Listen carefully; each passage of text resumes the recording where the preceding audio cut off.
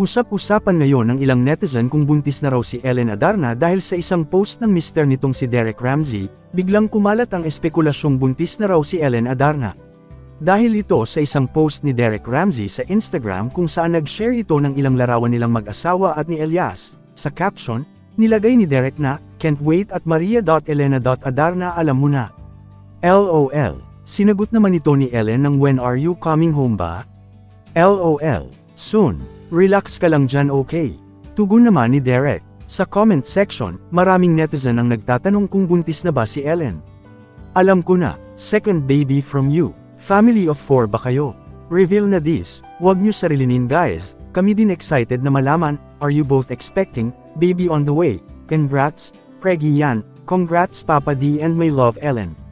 Wala pa namang ibinibigay na pahayag o tugon sina Ellen at Derek sa umugang na espekulasyon.